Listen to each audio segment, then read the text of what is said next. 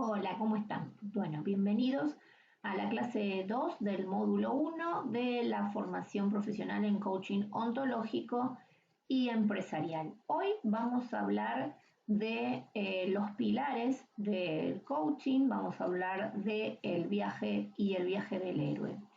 Bien, habíamos visto ya en el primer encuentro, en primer lugar les cuento que yo tengo en paralelo las diapositivas, que son las mismas que tienen ustedes en la plataforma, para que podamos seguir juntos los temas y les sirva como guía. Entonces, habíamos visto en la diapositiva 26 las fuentes de coaching. Habíamos hablado que el coaching es una disciplina que abreva o tiene sus fuentes en la filosofía, en la psicología y también en el management y algunas otras ciencias. De la filosofía habíamos hablado de la mayéutica, habíamos hablado de Heráclito, del existencialismo, y también la ontología del lenguaje con Echeverría, Maturana, Flores, etc. En la psicología hablábamos del humanismo de Carl Rogers, hablamos de la logoterapia de Viktor Frankl, hablamos de la psicoterapia cognitiva de Maslow, Erich Fromm, Bateson y Carl Jung. Y en management y otras ciencias, bueno, tenemos todo lo que, las fuentes que vamos a ir viendo en la parte de coaching empresarial, ¿no es cierto? Covey, Drucker, Goleman, y también algunos temas de física cuántica. Ahora, el manejo de energía, etc. En general, sobre estos temas profundizamos cuando hacemos la maestría, ¿no es cierto? En la cual leemos todos estos textos y vamos en profundidad con el tema de los fundamentos filosóficos. Pero en esta oportunidad y para esta formación basta con solo nombrarlos y conocerlos para tener idea de, bueno, de dónde surge todo nuestro saber y nuestra disciplina. Pero hoy vamos a hablar de los pilares. Bueno, ¿cuáles son los pilares sobre los que se sustenta nuestra actividad? Los pilares son 5, como los ven aquí: aprendizaje, gestión del cambio, habilidades o competencias como la perseverancia, la responsabilidad y el compromiso. Vamos a hablar de cada uno de ellos, qué significan, y vamos a entender por qué son los que sustentan, donde se apoya todo nuestro saber. ¿Qué es el aprendizaje? ¿Qué significa aprender? Bueno, desde un punto de vista de primer orden, podríamos llamar, a primera vista, aprender es incorporar conocimientos, incorporar habilidades, conocimientos que me permitan tener habilidades que a su vez me faciliten el logro de objetivos que antes de conocer, antes de aprender, estaban fuera de mi alcance. Lo que sucede es que la única prueba de haber adquirido esas habilidades, esos conocimientos, es poner en práctica lo aprendido. Porque cuando pongo en práctica lo que aprendí, entonces voy a tener resultados que antes no tenía. Bueno, aquí tenemos entonces en esta explicación lo que llamamos el aprendizaje de primer orden y el aprendizaje de segundo orden. El aprendizaje de primer orden es solamente incorporar conocimiento, pero a veces no alcanza con incorporar conocimiento para darme cuenta que lo que aprendí o no aprendí, porque es en la práctica, es cuando yo llevo a la práctica ese aprendizaje, cuando me doy cuenta que los resultados que obtengo son posibles gracias a todo lo que aprendí, porque si no hubiera tenido ese bagaje de conocimiento, sería imposible que estuviera logrando estos metas o logros, ¿no es cierto? Entonces, el proceso de aprendizaje pasa por diferentes fases, que las vamos a ir viendo aquí en la diapositiva. En primer lugar, tenemos lo que se llama incompetencia inconsciente. ¿Qué quiere decir incompetencia inconsciente? Que yo no me doy cuenta que no sé, o sea, no me doy cuenta que no estoy logrando lo que quiero porque me faltan conocimientos, me falta aprender cosas. No tomo conciencia. Pongamos el ejemplo que dice ahí en la diapositiva de manejar un auto. Yo, cuando soy niño, supongamos, o niña, no me doy cuenta que no sé cómo es que mis padres manejan el auto, porque no tomo conciencia de que es necesario aprender algo. Los veo manejar, pero no soy inconsciente con respecto a mis posibilidades de alcanzar ese objetivo. Entonces lo primero que tengo que hacer es tomar conciencia, ¿no es cierto? Entonces paso a la segunda fase, que es la incompetencia consciente. Es decir, ahora, cuando ya soy adolescente, me doy cuenta que no sé manejar el auto. No veo a mis padres manejar y yo me doy cuenta que yo no lo puedo manejar porque no sé. Es decir, que ahí ya soy consciente de mi incompetencia. Ante esto, entonces, paso al tercer paso, que es la competencia consciente. ¿Y qué es la competencia consciente? Es que voy a ir a adquirir, voy a ir a aprender, en este caso, a manejar, y entonces voy a incorporar todos los conocimientos que necesito para poder manejar el auto, y entonces esto, a partir de la práctica y a partir del entrenamiento, luego se va a convertir en un hábito. ¿Por qué? Porque yo ya no voy a necesitar hacer ningún curso de manejo porque ya es habitual en mí subirme al auto, encenderlo y manejar. Y eso va a ser la prueba de que aprendí en este caso, a manejar el auto. Ahora, el aprendizaje, podríamos decir, que pasa por diferentes zonas. Aquí tenemos un cuadrito en la diapositiva que nos habla de las zonas de aprendizaje y las dividimos en zona de confort, la zona propiamente dicha de aprendizaje, que vamos a ver cuál es, y la zona de pánico o, como preferimos llamarla nosotros, de expansión o de grandes logros, la zona de los grandes logros. Bien, ¿en qué consiste cada una de las zonas? A ver, en la zona de confort está, no le llamamos zona de confort porque estemos confortables o porque nos sintamos bien. Perfectamente podemos sentirnos mal y no estar nada confortables en esa zona, pero sí estamos en la zona de lo conocido. Todo lo que nosotros conocemos, todo el aprendizaje que ya tenemos incorporado, todo lo que hacemos habitualmente, por eso antes hablamos de hábitos, todo lo que nos es de alguna manera conocido, forma parte del entorno de lo que llamamos zona de confort. Es una especie de jaula la zona de confort, una especie de cárcel en la cual nosotros estamos habituados a estar ahí y entonces puede ser que simplemente, no sé, no estamos placenteramente en ese lugar y si no estamos placenteramente, no sé, nos quejamos, pongámosle, pero no salimos, o sea, sería como una cárcel que tiene la puerta abierta, las rejas están abiertas, pero yo me quedo ahí adentro. Y me quedo ahí adentro y puedo estar, como digo, ¿no? Quejándome, no sé, culpando a los demás, no sé, también puedo estar cómodo y estar perfectamente cómodo, ¿no? La comodidad, no sé, tener todo controlado, todo, no sé, una vida de comodidad y tranquilidad, o un mix, pongámosle. La cuestión es que estoy estancado. Estoy estancado ahí en mi cuartito, en mi cajita de zapatos, y entonces se produce el estancamiento. Cuando quiero lograr algo, me doy cuenta de que me falta recursos, me faltan me faltan herramientas. Y entonces, ¿qué tengo que hacer? ¿Qué tendría que hacer?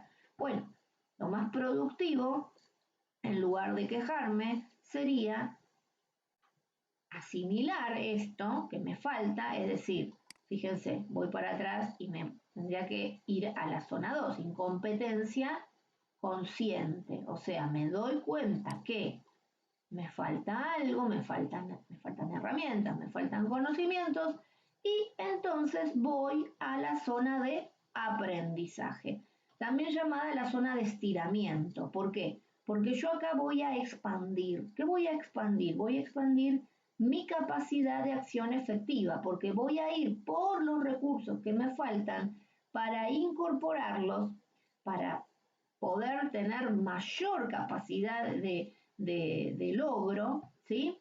Y luego va a llegar el momento en el que voy a necesitar poner en acción todo esto que incorporé para ir por más, para ir por mi meta. Pero ¿qué pasa?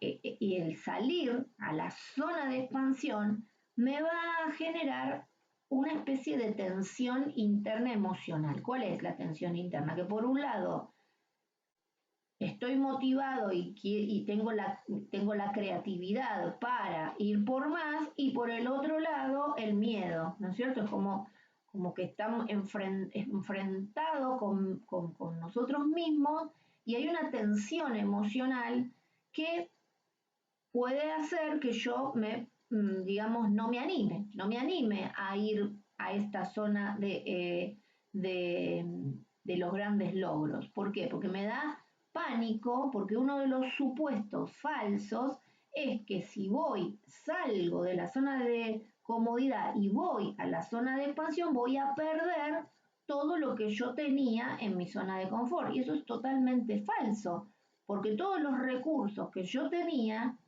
lo sigo teniendo. Lo que sucede es que ahora voy a tener más, voy a ir por más. No voy a perder nada. En todo caso, las cosas que no me sirven ya no las usaré. Pero lo que sí me sirve no lo pierdo, nunca lo pierdo. Porque todos los recursos de vivencia, de aprendizaje, de experiencias, ¿cómo lo voy a perder si es mi propia vida? En todo caso, voy a decidir qué cosas llevar a esta nueva zona que me permitan lograr eso que hasta este momento no logré.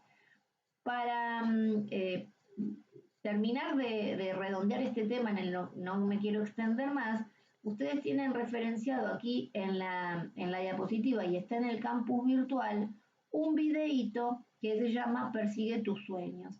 Así que los invito a que lo vean porque realmente está muy bien hecho el video, es muy explicativo y muy claro de todo lo que nos pasa en cada una de las fases del proceso de aprendizaje. Entonces, resumiendo, aprender no es solamente tener información. ¿Por qué? Porque tener información no nos alcanza para darnos cuenta si tenemos la habilidad de lograr cosas nuevas. Entonces, aprender es poder expandir nuestra capacidad de acción efectiva. Hago hoy lo que ayer no podía hacer. ¿Y cuál es la demostración? Que lo estoy haciendo. Entonces, este es el punto en el cual nosotros vinculamos aprendizaje con acción. ¿Se acuerdan que en el primer encuentro decíamos que una de las tantas definiciones de coaching era que el coaching es acción, pero no cualquier tipo de acción, sino acción efectiva? Bueno, acá está la vinculación entre la acción efectiva y el aprendizaje, ¿no es cierto? Entonces, es este aprendizaje justamente el que me va a permitir la transformación personal, porque no basta con el saber qué, sino que es también necesario el saber cómo. Bueno, avanzamos entonces. Bueno, justamente acá dice, ¿por qué el coaching, el aprendizaje es uno de los fundamentos del coaching? Porque es un proceso, coaching es un proceso de aprendizaje.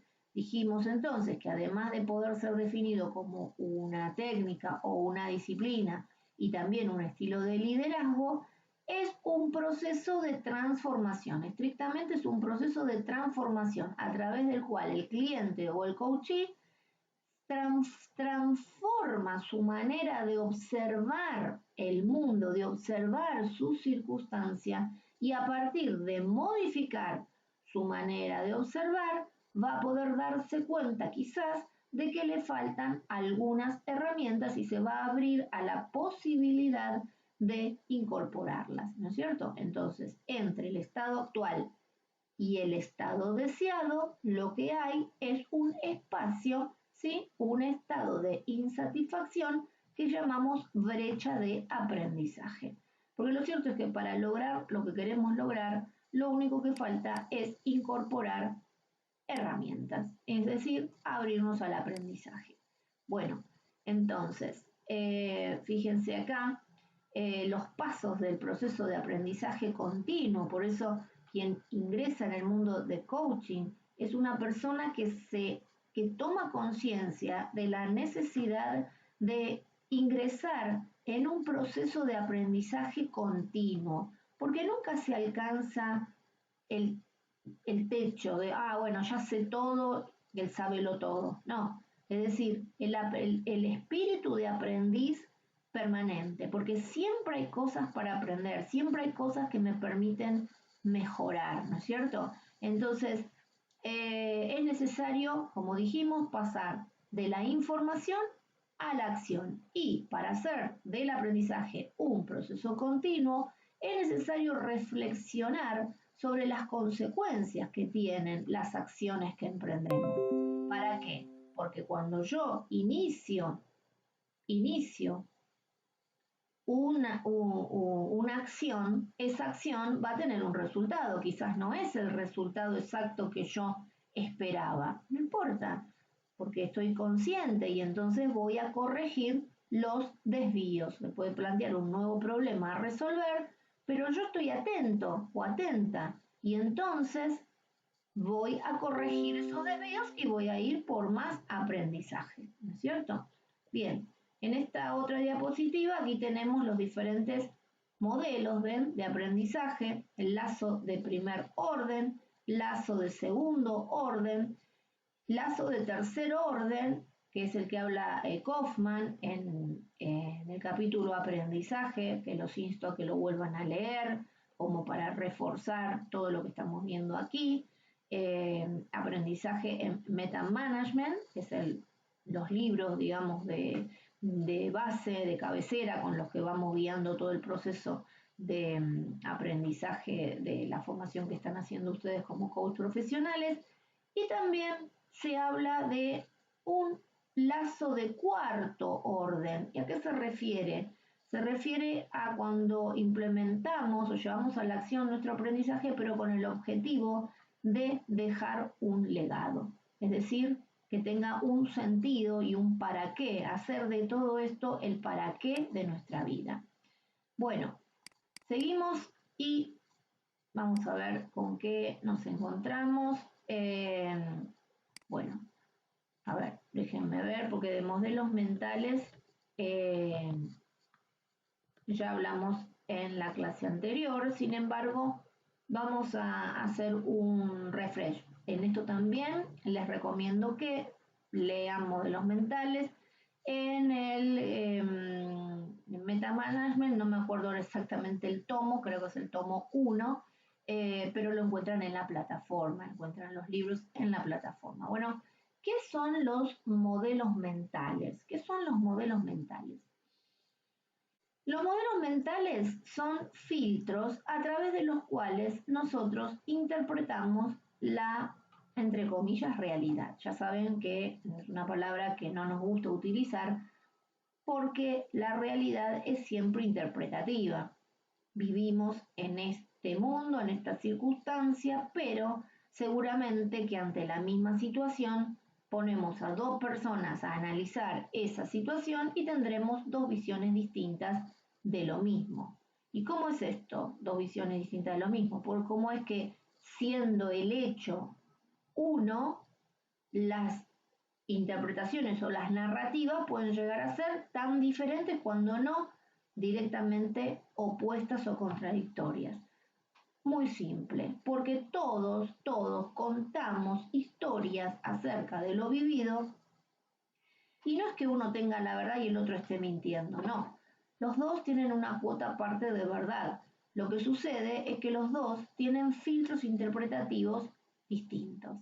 Los filtros interpretativos son una especie de reja a través de la cual observamos las situaciones. Y estos filtros, las rejas, pueden ser más grandes o más pequeños, o sea, el espacio a través del cual mira, pero siempre tenemos miradas sesgadas. Nadie tiene una mirada totalizadora, porque eso sería una especie de Dios, el que podría ver todo. Nosotros tenemos algo de dioses, entre comillas, pero sin embargo nuestras miradas son siempre sesgadas. Y este sesgo, el sesgo que tiene cada una de nuestras miradas, tiene que ver con los elementos que componen estos filtros perceptuales. ¿Y cuáles son esos elementos? Bueno, acá los tenemos. La biología, el lenguaje, la cultura y nuestra historia personal. La biología nos habla de la gran diversidad humana. Más de 6.000 millones de personas en el mundo y no hay una que sea exactamente igual a la otra. ¿Por qué? Porque genéticamente somos todos distintos, por fuera y por dentro. O sea, los genes de cada uno de nosotros son diferentes, no hay clones, no hay nadie que sea exactamente igual al otro. Bueno, ya a partir de aquí tomamos conciencia de la diversidad casi infinita, porque también está demostrado, los científicos nos dicen que a lo largo de la historia de la humanidad es imposible que se haya encontrado una persona exactamente igual a otra biológicamente. También otro de los filtros perceptuales lo forma el lenguaje. Creamos realidad a partir del lenguaje, creamos posibilidades a partir del lenguaje. Cuando hablamos estamos creando cosas, el lenguaje no es solamente descriptivo, el lenguaje no sirve solamente para describir lo que vemos o la circunstancia que atravesamos. No, a través del lenguaje creamos posibilidades de acción, creamos nuevas realidades, creamos nuevas circunstancias. Todo lo que digo es posible porque lo estoy diciendo. Si no lo dijera, no sería posible. Veamos esto. Si yo digo, mañana voy a ir al teatro, ya estoy abriendo un espacio de posibilidad, que es ir al teatro. Y voy al teatro mañana porque lo dije antes. Si no lo dijera, no estoy diciendo que lo diga expresamente, verbalmente, a nadie, puedo decírmelo a mí internamente, pero me lo digo, me lo digo. Entonces, como me lo digo y me lo escucho, es por eso que lo puedo hacer. Si no lo dijera, no lo podría hacer. Bueno, sobre este tema vamos a volver más adelante cuando hablemos del acto lingüístico de las declaraciones. Pero en todo caso, el lenguaje crea realidad. Otro de los filtros de perceptuales muy importante son la cultura y la historia personal. ¿Qué es la cultura? La cultura es todo lo que hacemos, o sea, todo lo que nos gusta, todo lo que, los modos, la manera, lo que comemos, la música que escuchamos, no sé, el estilo de ropa que llevamos, todo es cultural. Hasta la moral es cultural, es decir, la distinción entre lo que está bien y lo que está mal también es cultural. Y la historia personal, bueno, la historia personal no venimos de la luna, venimos de un padre y una madre, o de un óvulo y un espermatozoide que, en todo caso, esta familia de la cual nosotros venimos, tienen maneras, modos, tienen historias, tienen secretos, tienen particularidades y todo eso forma parte de la manera en que yo veo la situación, ¿por qué se transmite? ¿No es cierto? Entonces, los valores de mi familia, la moral de mi familia, las creencias, los pensamientos, los mandatos, todo eso se transmite y luego pasa a formar parte de mi particular forma de observar la realidad. ¿Qué sucede con esto? Sucede que nosotros, con todos estos modelos mentales, nos dan una cierta utilidad porque nos permiten trazar mapas y esos mapas son los mapas con los que nosotros vamos a transitar nuestra propia circunstancia. Pero no quiero andar en esto porque ya lo vimos en la clase 1 y entonces sería como sobreabundar. Así que lo que vamos a seguir es con el tema de los pilares y como les dije, también vamos a hablar del camino del héroe. Entonces vamos a hablar ahora del camino del héroe. El camino del héroe es una teoría que surge del antropólogo Joseph Campbell. Joseph Campbell, como antropólogo, estudió los mitos, leyendas, narrativas, cuentos que a lo largo de la historia de la humanidad se ha contado el hombre en las diferentes culturas. Y descubre o plantea la teoría de que el ser humano, en todas las historias que ha contado a través de los mitos, las leyendas, etc., en realidad siempre está contando la misma historia. Como siempre está contando la misma historia. Sí, hay una anécdota, por supuesto, la anécdota es siempre diferente, pero si la analizamos en profundidad, esa anécdota cuenta siempre la misma historia. Y esa historia tiene un resultado, que es, estamos llamados a ser héroes de nuestra propia vida. Fíjense, en la mitología griega, ¿qué era un héroe?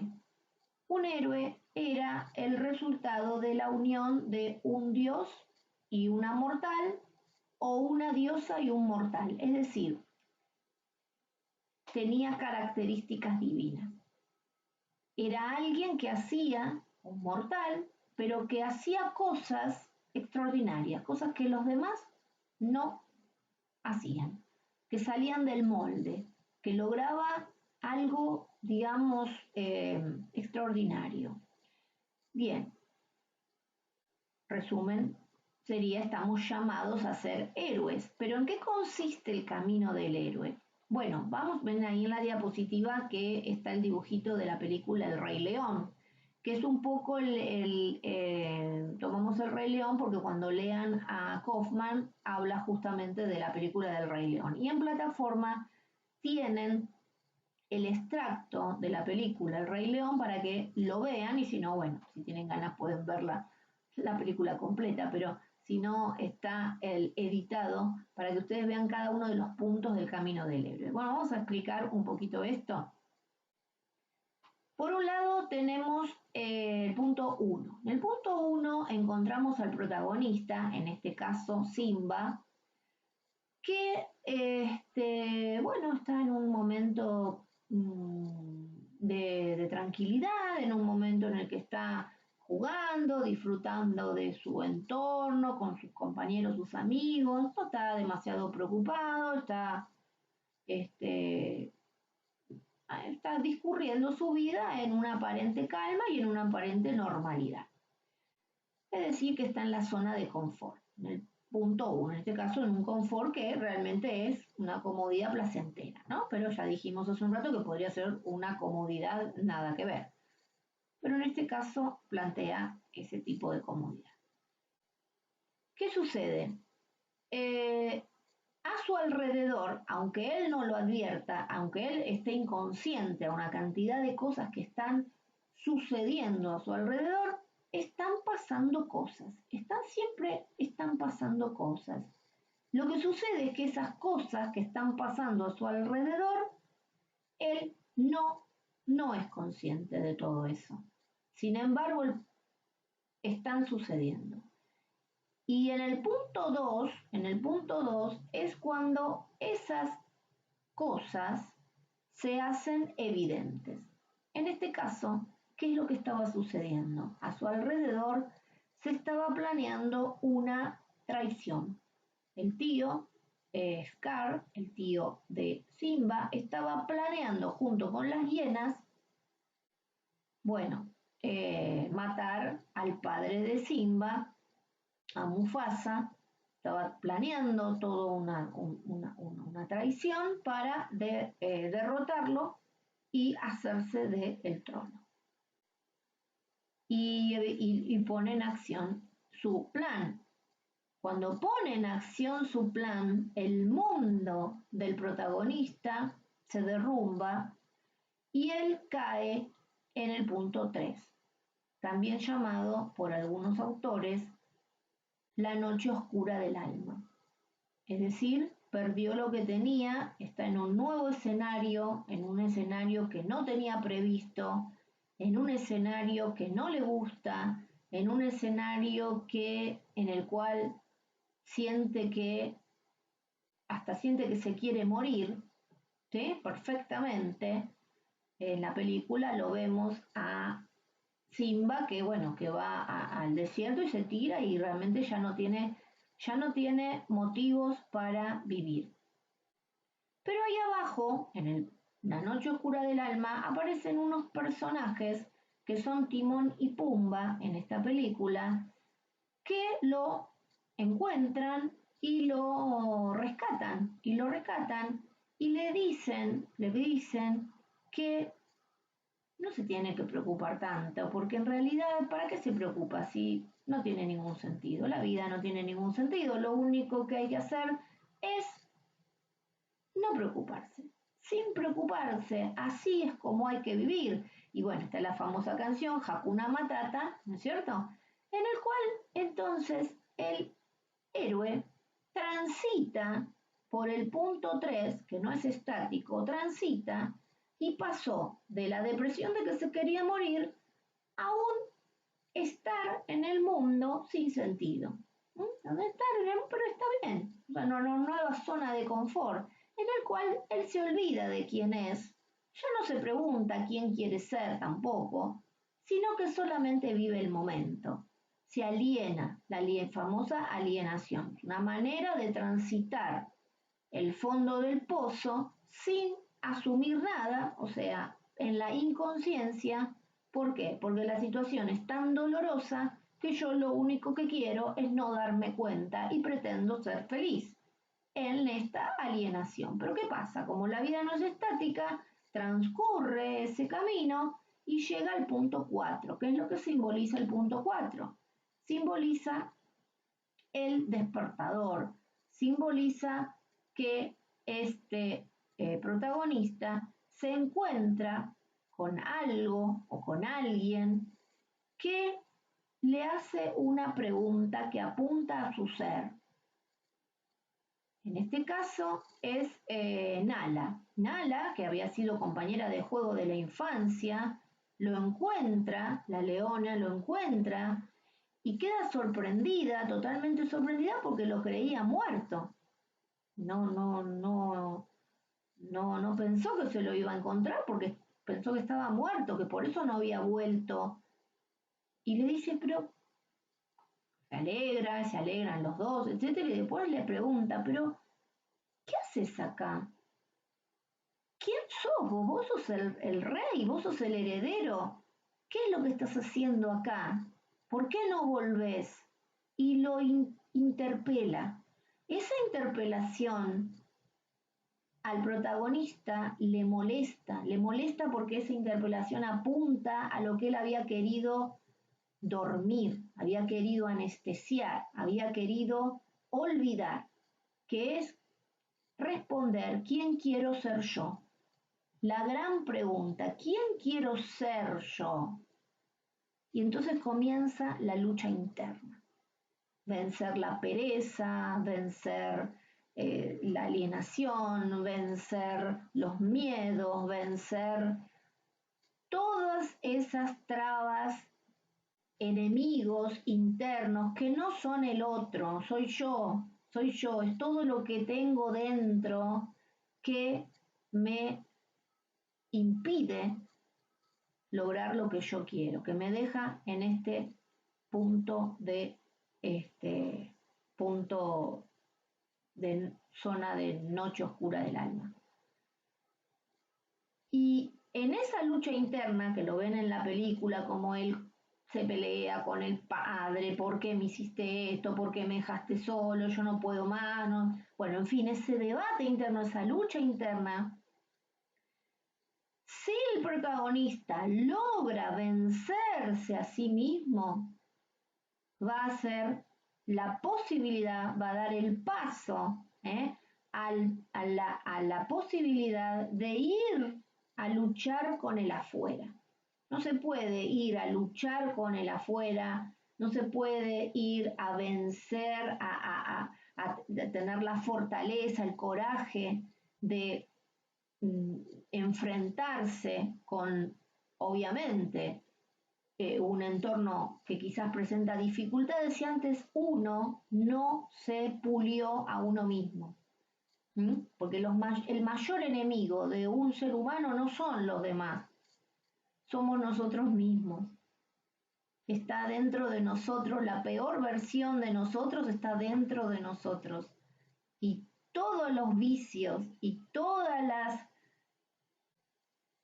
la falta de valores o la falta de principios y todas las emociones y todo lo que nos puede llegar a boicotear no está afuera, o mejor dicho, afuera también está, pero antes que nada está dentro.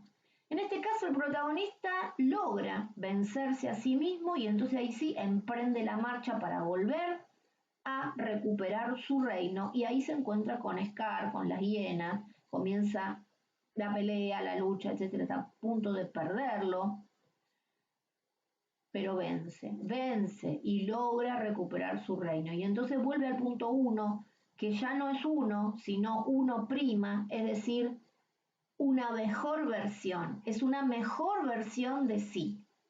Entonces, ¿qué simboliza todo esto? Si ustedes analizan, tomen cualquier película, cualquier cuento,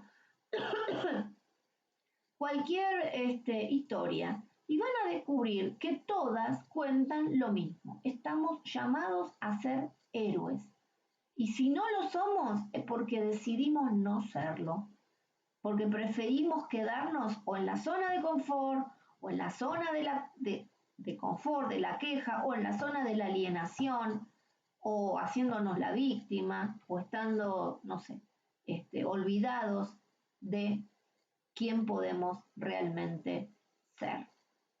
Bueno, como habíamos dicho al principio, estábamos en el tema de los pilares, ¿cierto? Los pilares del coaching. Pero avanzamos hasta aquí y si les parece nos encontramos en la próxima en la cual retomamos este tema y lo vamos a terminar de ver en nuestro próximo encuentro. Bueno, les agradezco y ya los veo en el próximo